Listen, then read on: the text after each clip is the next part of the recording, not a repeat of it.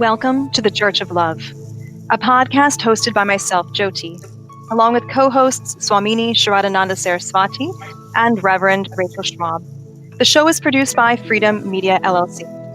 Church of Love will explore the changing dynamic of spirituality worldwide and the common belief that God is, in whatever shape he, she, it takes, the essence of love. We hope to remind you that you are love and are loved. So sit back, relax, and join us at the Church of Love. Hello, everyone, and this is Reverend Rachel, and welcome to the Church of Love, Episode 2. This week on the Church of Love, we are joined by Dr. Daniel Cozort to discuss what is next for religion. Dr. Cozort is Professor of Religion and Chair of the Department of Religion at Dickinson College in Carlisle, Pennsylvania, in the U.S. Dan grew up in North Dakota, attended Brown University, where he majored in religious studies, specializing in Christian theology and ethics. He attended grad school at the University of Virginia and received his doctorate in Buddhist Studies in 1989. Dan is the author of 6 books, including Unique Tenets of the Middle Way, Consequence School, and Enlightenment Through Imagination. He is the editor of the Journal of Buddhist Ethics, and his most recent book is the Oxford Handbook of Buddhist Ethics. Dan, welcome to our show tonight. We really appreciate you being here. And Rachel, you have actually known Dan for quite some time. I have. So, yeah, and I guess you've been taking some classes with him as well. I have. I've been taking 2 classes this term with him, just as a sort of a fly on the wall. I have been taking a class called Spiritual Healing Modalities and Faith. And so that's our spiritual dimensions of healing, rather, is what this term is called. And then also a class on Tibetan Buddhism, which is another interest of mine. Even as a Christian pastor, I embrace some of those Buddhist tenets. So for me, it's been really a joy to learn and just be a student among college students, which is really wonderful. And kind of get their energy. And so it is. It's very unique. It's very, and I love it. I love just not having to be leading. I can just listen, and it's really been a joy. And I enjoy being with Dan and learning from him. That's wonderful. Absolutely. I know that he's actually been quite an influence for a lot of students at Dickinson College. He has obviously this breadth of knowledge to share with us, and he not only has just knowledge from all his years of learning and teaching as well, but his experiential experience too is wonderful. So yes, Dan, thank you again so much for joining us tonight. Yes. Oh, I'm glad to be here. Can you hear me all right? Absolutely. Yes. Perfect. Yep. Oh, great, Absolutely. great. Yeah. There were a lot of technical things that I wasn't sure I was getting right. Right. To get connected here. Well, we're glad you're with us, Dan. This is Reverend Rachel, and so I know I was just sharing with Jyoti and Swamini that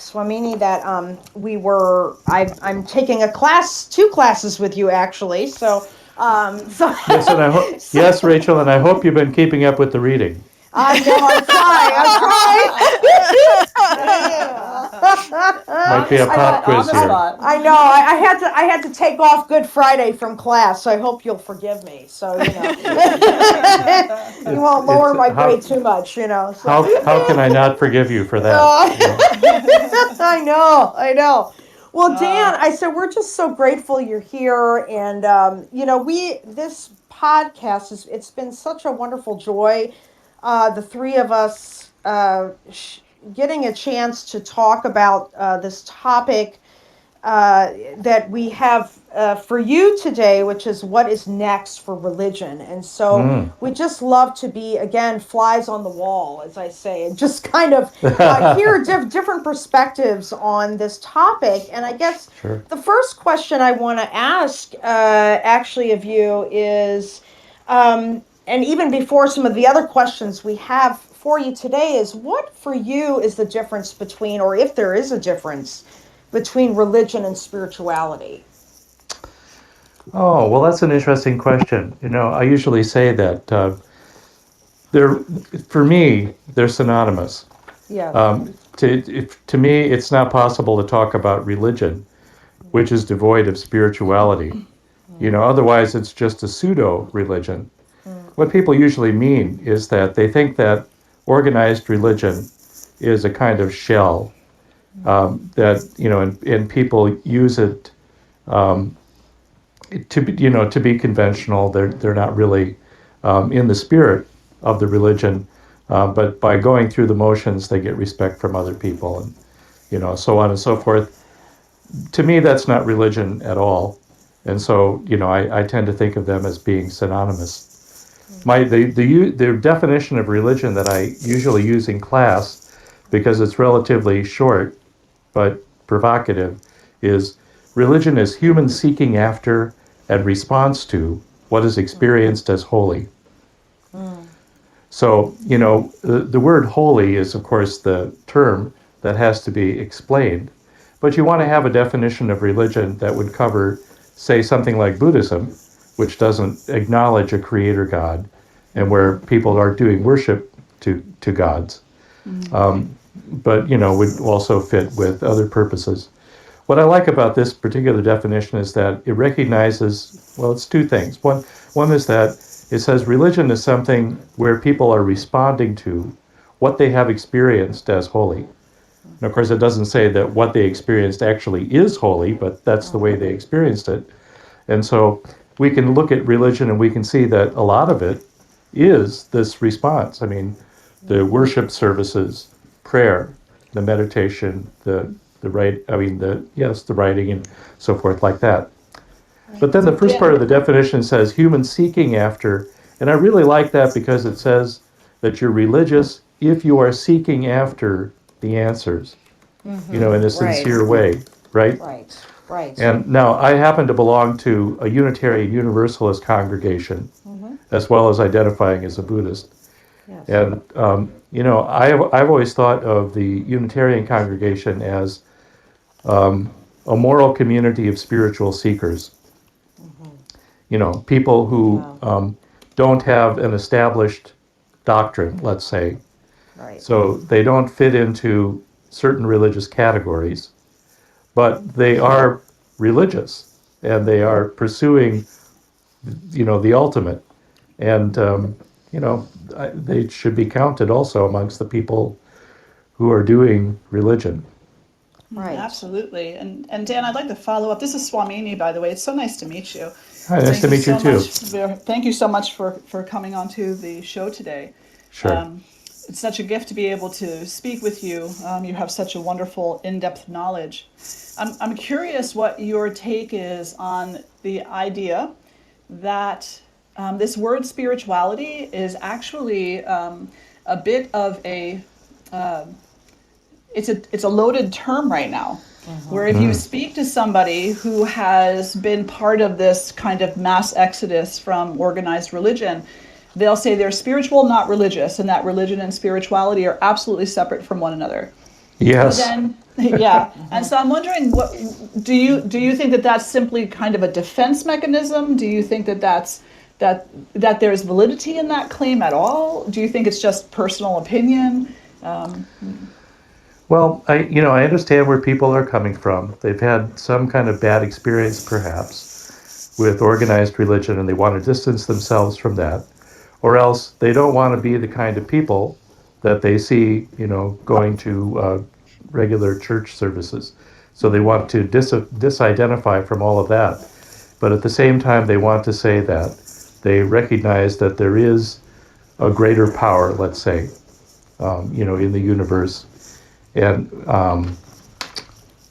they want to acknowledge religious values, the morality of religion, but they just don't want to identify themselves as being part of what they consider to be something that maybe has declined in terms of its integrity, and is perhaps old-fashioned, and doesn't seem to serve modern people and all the rest of that. So I can sympathize with their motivations for making that kind of identification.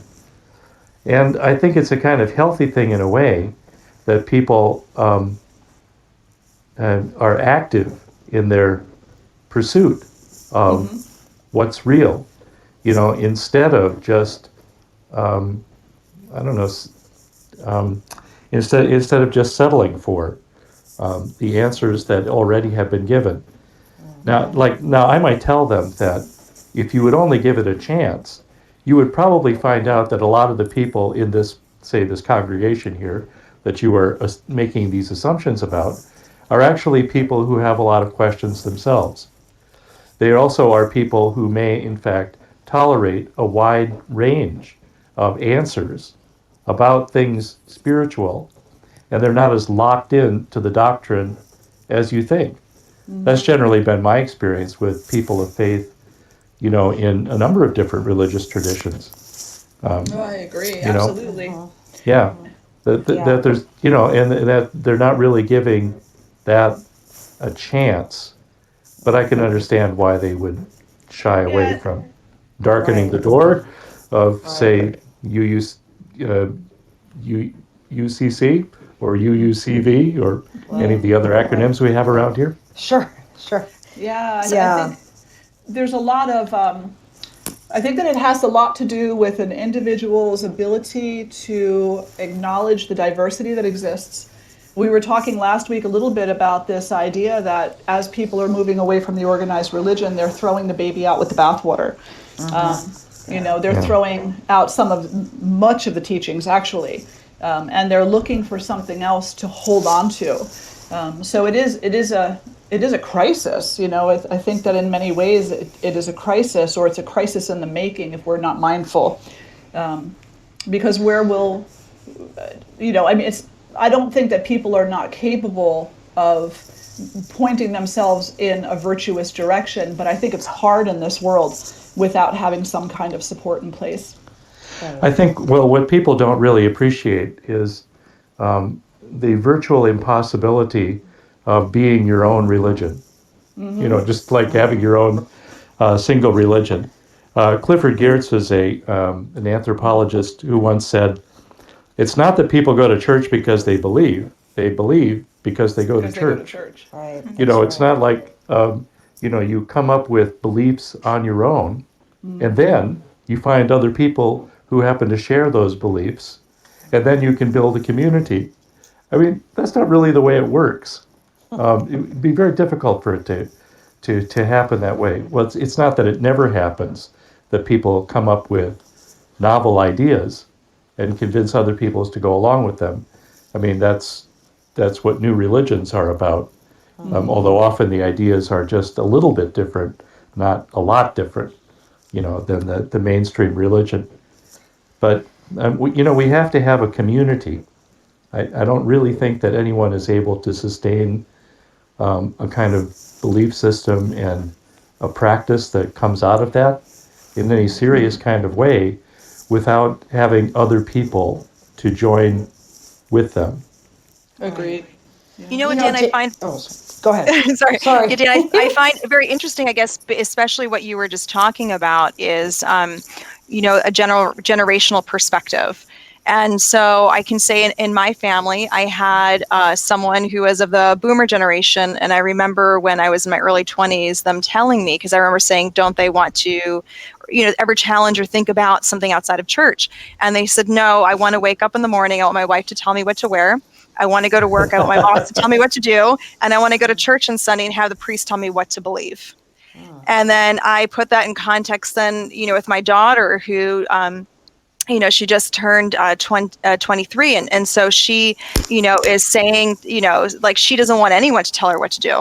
And she doesn't want anyone to tell her what to believe. She wants to find it herself.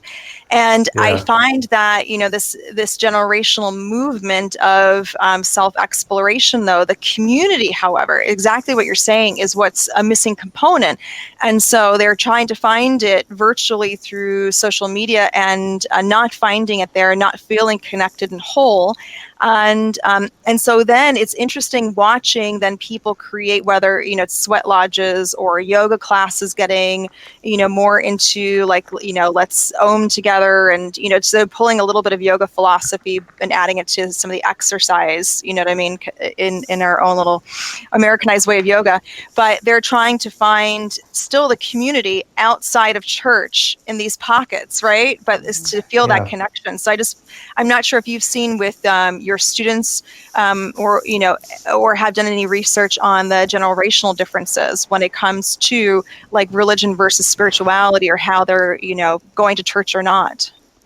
Well, it's very interesting that you put this, because I'm a member of the baby boom generation, and we think of ourselves as being unconventional. And of not Right. of not going along with things that are established. And so I was thinking that the reaction that you got had more to do with someone getting older than it had to do with the generation that they came out of. And that as people get older, if they haven't found satisfying new pathways, they would just as soon not have the stress of having to look for that any longer, and they would get into these kind of settled patterns. Although, I mean, that's really not appealing to me. It would be with some other ones. Right, But I don't think that it's such a generational thing. Also, that's because I noticed that a lot of people who are my age actually are trying out all of these new and different things. They're going to yoga classes. They're showing up at meditation sessions and stuff like that. I don't I don't see that my students are any more kind of adventurous than we were. In fact, I think they're less so. They're more conventional than we were.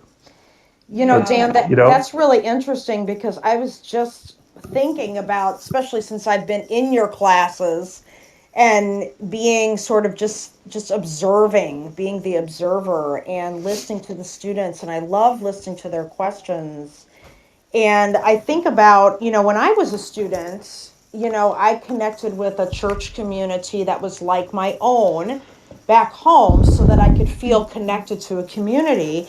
And one thing that's really been fascinating to me is over the years serving in a church there in Carlisle, Pennsylvania, near the campus of Dickinson, is that many of the students do not at all connect necessarily with a faith community in the community. They're mostly staying on campus, and if they are involved in whatever is holy for them, it pretty much is on campus, or it yeah. seems to be. That's been my observation.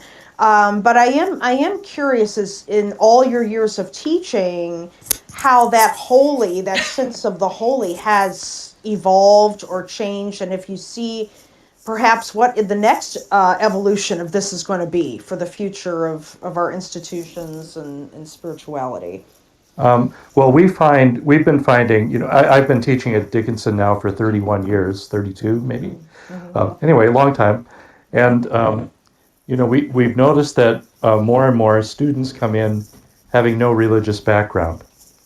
Whereas before, at least, perhaps they were at least exposed to religion in some kind of, steady way. And they came with some knowledge, about things that we could then correct because it was almost always wrong. But I'm thinking, I think that they probably are just as interested in religion as the students were before, but a lot more of them come from households where the parents have not been interested in religion, and so it's not something that's come up for them. And now they're, getting to be about 21 years old, and they're finding that this is something that they feel is a big hole in their education, and maybe in their lives, that this is something they should check out a little bit better. And but they still, of course, shy away from organized religion and actually attending a service or something. By the way, part of the reason why they don't go off campus is because, to go to a 10:30 church service means you have to get up by Right. like 10:15 on a Sunday morning, Yeah. and they would rather wait for the mid-afternoon thing that happens on the college campus, like that. Exactly. Yeah. Yeah. I So, know. so I think that they're probably just about as spiritually curious as people have been in the past, but they have less guidance because fewer of them have been exposed meaningfully to religion when they were children. That's a generalization because, of course, a lot of them are being raised in households where there is religious observance, and they actually have attended church, and it's something that's important to them. But it's just a higher percentage that aren't, which actually plays into the general question you're asking here today, which is what is the future of all of this? Right. Yeah. Is organized religion going to kind of like fade away? And I could answer that. I mean, I could speculate about that if you wanted me to. Yeah, please. Go Dive right ahead. in. We'd love. Get right in. Or we Yeah, could wait till later. But Yeah. okay. No, Well, go ahead. I have thought pretty much in the past that religion was on its way out. I really have. But I've realized in the last few years that I was probably wrong, and that I was extrapolating too much from what's been happening in the richer, more stable countries. I mean, Britain is the world's least religious country now, and other countries in Europe are becoming so, and the United States also is seeing a kind of decline. People have pointed to a loss of faith because of really materialism. I mean, both in science and otherwise, people not believing in something that's beyond what they can see in their kind of ordinary experience. But also, a loss of community because it's much more common now for people to grow up and move away from home for their jobs. This is true even if you don't complete college. It's much more frequent than it ever has been in the past. And once you move away from home, you get away from the community that you were a part of, and you don't necessarily join another community someplace else. Especially if you're moving around from place to place, it seems like it's not really worth it. And then, of course, there's lots of other things to compete for people's time and attention. But this is maybe a rich country sort of movement. It's not actually happening in other places in the world. In fact, the Pew Research Center a few years ago came out with a study that I found surprising, which it predicted that there would be a modest increase in the number of believers in the world. This is projecting forward to 2050, and it's mainly because of population growth in Africa and the Middle East and in Asia, and many of the increased numbers would be in Muslim countries. So so that Muslims, Islam would overtake Christianity as the world's most populous religion. And then, but generally speaking, for the whole species, it would actually be the same or even a little bit more in 2050s. But now, if we're just talking about places like the United States and thinking about how it's going to change here, I don't really see that there's going to be any great slowdown in the decline of mainstream religions.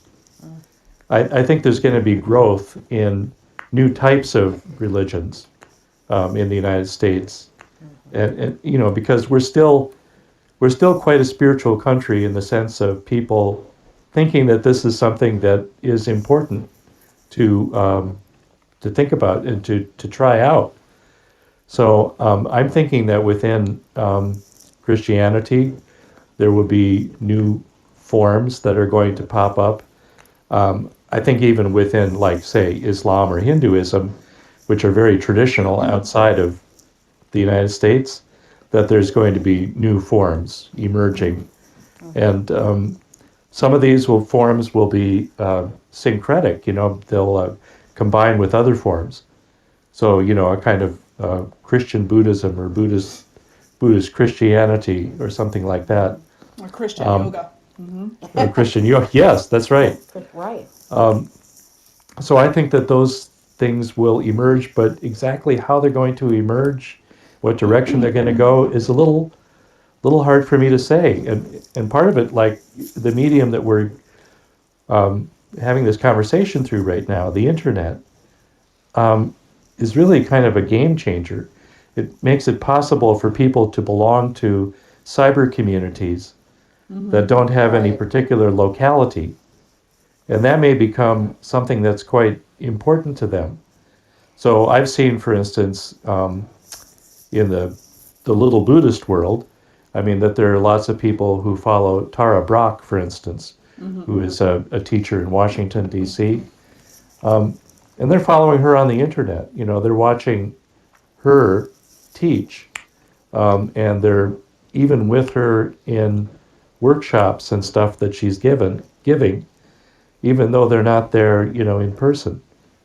And people are using podcasts to listen to the teachings of, say, Tibetan teachers or Japanese teachers, that they feel close to, because maybe they got an initiation from them, or they once, um, got their initial training from them or something like that. But there's no way that they could ever actually be with them, right? But now they can, in a sense, be there at the feet of the master week in and week out because of the magic of podcasts. Well, So Amazing. yeah. so it leads to new forms of religious Exactly. expression, and overcomes some of the objections that people have had in the past. Because of course you can go and just try out all of these different things, and if you like them, you continue with them, and if you don't like them, you just kind of let it go. I'm kind of contradicting myself here in a way, because earlier I said that I didn't think it was really possible for people to have their own religion. But in a way, you could make up your own religion based on different parts of things that you liked elsewhere and that you pursued in this kind of a way. The thing is that you probably would be able, through the internet again, to establish a feeling of community, which is what I was trying to express before, that without the community, you probably wouldn't really have any kind of religious affiliation.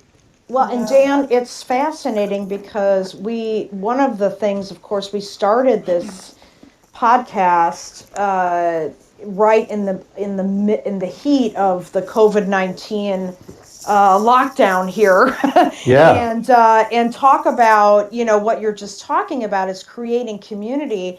I just speaking for my own community, we've spent a lot of time and energy into creating almost a new community through podcasts. Well, right now we're doing Facebook Live and technology. And in a way, we're now getting people or attracting people because they can, again, like the college students, they can watch our services whenever they want in their jammies, drinking their coffee at home. Uh-huh. And, so creating these new communities. And I know it's really interesting and would love to hear your sort of feeling of as we bridge into this time now. With COVID-19, I know you're teaching your classes through Zoom right now, but just creating faith communities. How are these how do you see the different spiritual healing, the different modalities and traditions impacted by COVID-19 from your experience? Well, I mean, my main experience during this time has been with the Unitarian Church that I belong to. Right. Which has, like your own church, a Sunday morning Zoom session that everybody can join in on. And it's been extremely impressive. There have been more people tuning in on Sunday morning than actually come and sit in the pews on a typical Sunday morning. Yeah.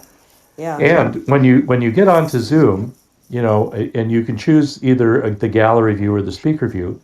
If you choose the gallery view, you see the face of everybody else who's participating. In a normal church service, you do not see everybody's faces head on like that, right? Wow. I mean, you're right. You're behind some people and you're in front of some other people and all of that, but they're all there, and you can see them reacting to the things that are being said or the songs that are being sung. Um, and and then all the different elements of the service are still there. And but the thing, I mean, of course, the thing is, we can't really sing together, which is I know an important part of the experience for everybody. I mean, there's David Glasgow playing the piano and singing, and they display the lyrics so that you can sing along. But it's not the same satisfying thing as talking to others. And I don't know. There's certain other things that aren't quite as satisfying either. On the other hand, Zoom has this feature called breakout rooms. And so if people stick around after the service is done, everyone who remains is automatically sorted into a breakout room with 3 or 4 other people, so you can have a conversation. Huh. Wow. And so I had a really nice conversation this morning with, as it turns out this time, it was all people that I had known for a long time. And so we could have gone on for a long time, but it was nice to have that conversation. It was like the coffee hour after church. I was That's just what I was going to thinking say. too, yeah. Yeah. Yeah. Right. I love So that. so it wasn't really so bad. Yeah.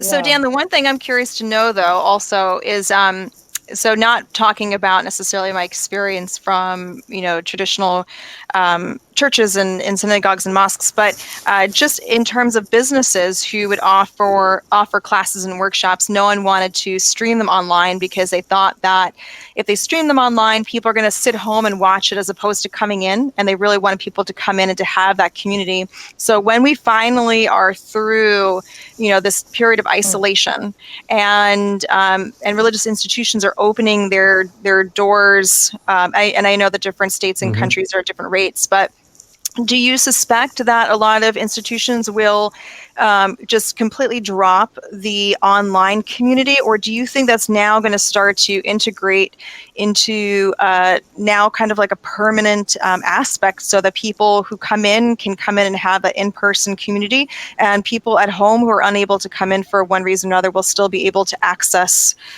those masses and celebrations? I think that you're absolutely right. I mean, I took this to be that you think that it will continue like that, and that'll be great, really. I mean, for people who would like to, they maybe now have had a taste of having the experience, from afar, and so that's something that they would actually keep returning to, even after it's possible to go back in and sit in the pews. Most of us would still want to go and be with other people face to face. It's just a lot more satisfying, and we can exchange a lot more and with a lot more people, than we can through this other kind of medium. But I don't think that it's going to like hurt church attendance. I don't think so at all. I just think it's going to add a different kind of layer, one that's mediated by technology this way. Right. So a good thing, I I think. think too, we could look at the news right now, And we can see that even in the midst of this pandemic and in the midst of this global shutdown, people are still going to church against, local government suggestions and federal government suggestions, and they're still showing up en masse. That's amazing. It really is. Absolutely. I think and it's not just Christian church either. It's also the synagogues and the temples, and people are still going. They say that that's what they need in this moment, is to feel close to their Creator. Yeah. And I think it's also the human connection too. I mean, humans are social creatures, and and I think Swamini G, you in a conversation one point was actually talking about in terms of like evolution, how we were in small groups, which kept on evolving, but we would know our place and our role. And, and again, the need to touch and to feel, right? We're so separated from that. And when people are able to be out with each other, I can't even imagine how it will be, because we're going to want to, hug each other, to have that connection. But Dan, thank you so much for being with us tonight. I'm really, really grateful for your presence here. And for those of you listening, if you're interested, Dr. Daniel Cozort has amazing books. Again, he's such a wealth of information. And so he has wonderful books that you can find on Amazon. Wonderful. Okay, well, I just would like to say that this has been a great experience for me, and that I wish we could have gone on longer. Yeah. Thank you so much. I know. What an amazing conversation to be part of. Dr. Cozort brought such dynamic discussion to our table. I can only imagine how the listeners must be feeling right now. Can you sense the change that's happening, the shift in spirituality and religion and in society in general? Has today's program inspired you to be just a little bit more aware about where you intend to bring your practice, if in fact you're looking for a new church or an alternate teaching? Or perhaps today's show has illustrated the powerfulness and the symbology of the current movement of people looking for a sacred space where they belong. It is helpful to remember spirituality is a journey, and that journey is a little bit different for each of us. So let's not judge the journey of others. Instead, we can hold the highest intention of understanding, empathy, and unity, no matter what labels we choose to apply. Thank you for joining us on Church of Love. Remember, you are love, and you are loved. Be well, everyone.